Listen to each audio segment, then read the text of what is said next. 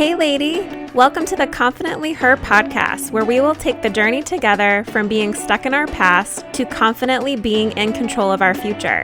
Are you emotionally drained from all of the judgment placed on your life from yourself and others? Are you stuck looking back at what could have been instead of what is and what will be? If you said yes, then hang on tight.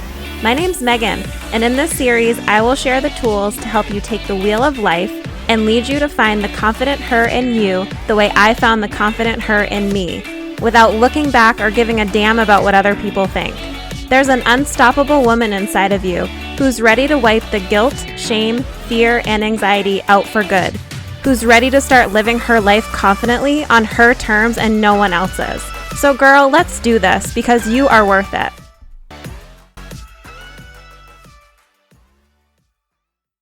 Hey lady, welcome to the Confidently Her podcast. If you're listening to this in real time, happy freaking New Year to you. I know 2020 was one heck of a ride, but we can bless and release and welcome 2021 with open arms.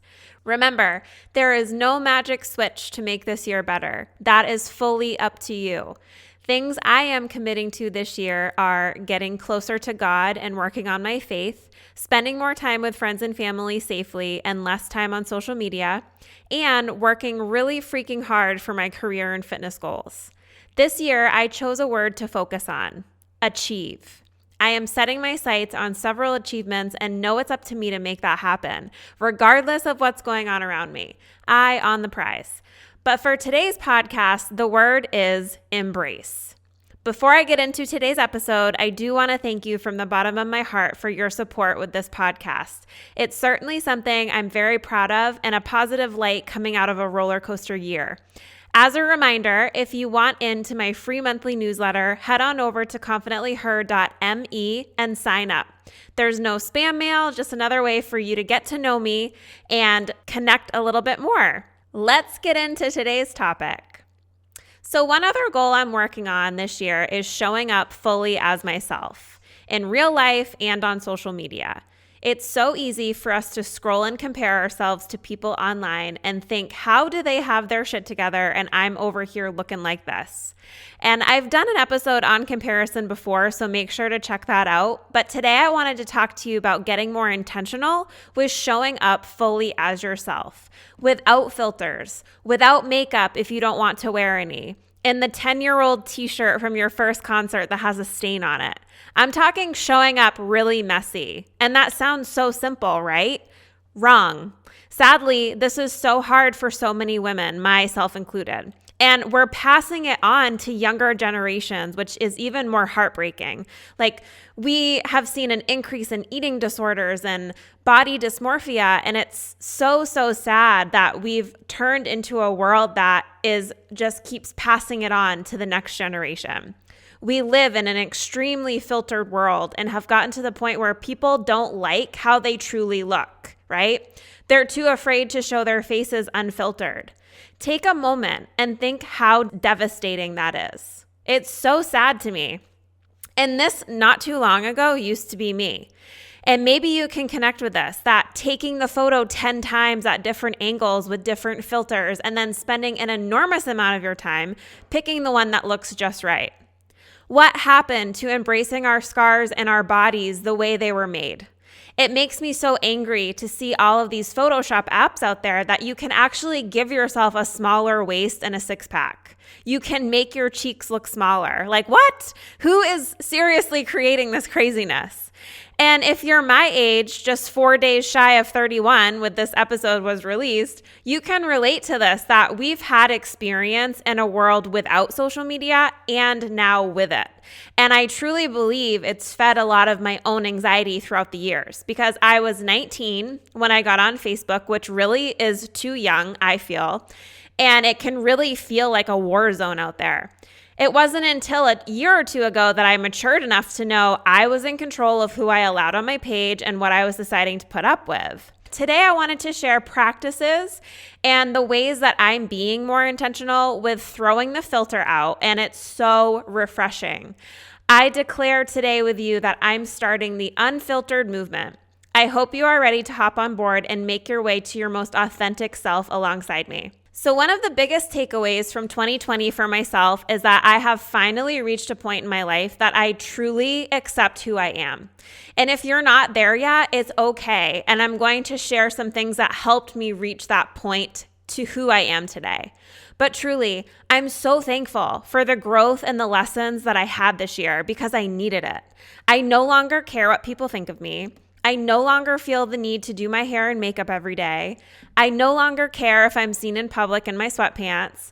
Each day is up to me. Each day is up to you. And I invite you, if you haven't already started, to embrace your own natural beauty to do so. Because whether you believe it or not, beauty cannot be rinsed off. You are not more beautiful because you have makeup on.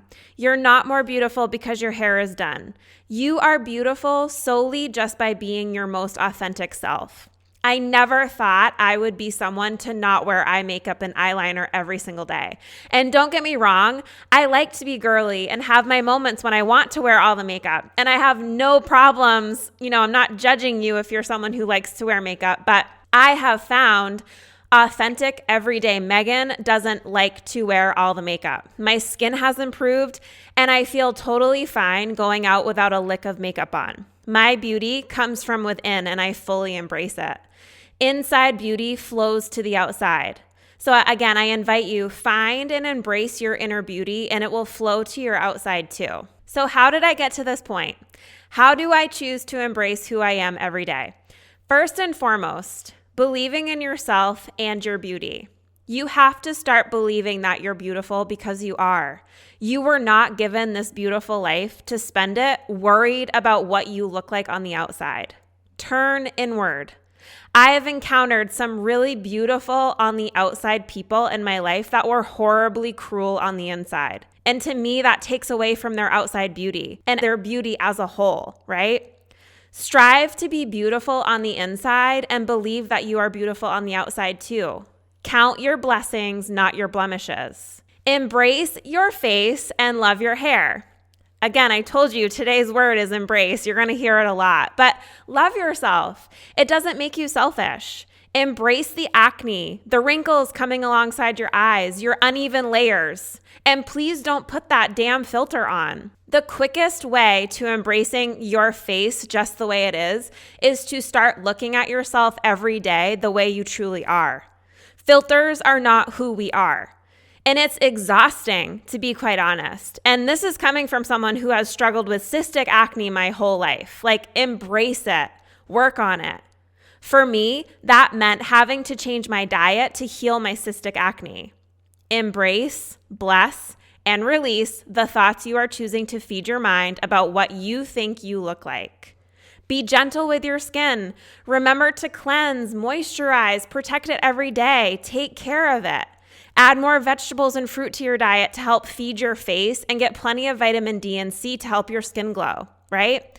Practice self-care every day and you will start to feel better in your own skin as a result of that. The next one is one of my favorites. Actually, the next two. Less is more.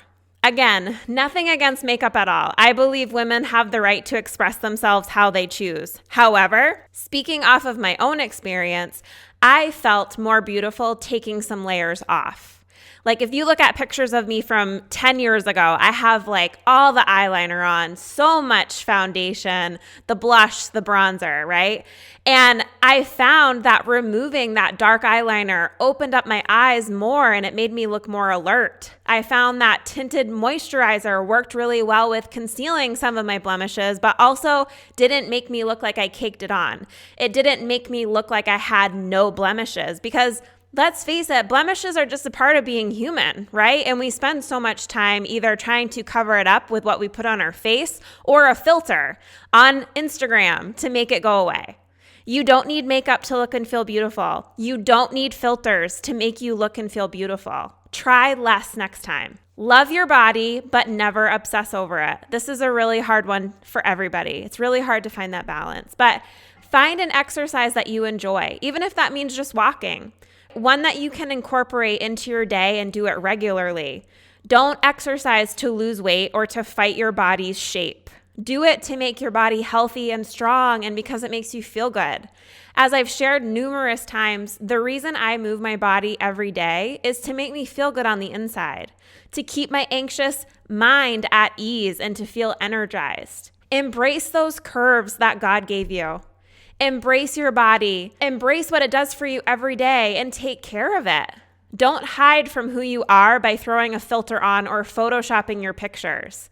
Stop taking 20 photos until you find the perfect one in your eyes. Take the one photo and love that one. The next one, be your own guru. Happiness comes from within. If you're not happy, change it. You and only you are in charge of your happiness. Nobody else can make you happy. Go back and listen to my episode on happiness and also the one on your thoughts, because that one's a really good one too. But to speak negative words, you must be thinking them. So think positive. Change your thoughts and change what you say to yourself. Change your inner dialogue. Make up your own personal positive mantra, which you can say to yourself every day. And you're absolutely going to feel funny at first, but making a daily pledge is a reminder of your inner strength, and gradually words will change the way you think and in turn how you feel. What a perfect time to do that. New year, new inner dialogue. I challenge you to that today. I really hope that these pointers help you today on your quest to be your more authentic self. Think about it. The more authentic you are, the more you're going to attract the right people into your life. I am so excited to continue on this journey together going into the new year. So let's start living our life unfiltered and embrace what God gave us, because we are worth it. I will talk to you next time. Thank you so much for listening in today. If you enjoyed this episode, I would appreciate it if you left me a review or tagged me on social media so I can send you a personal thank you. We'll talk again soon.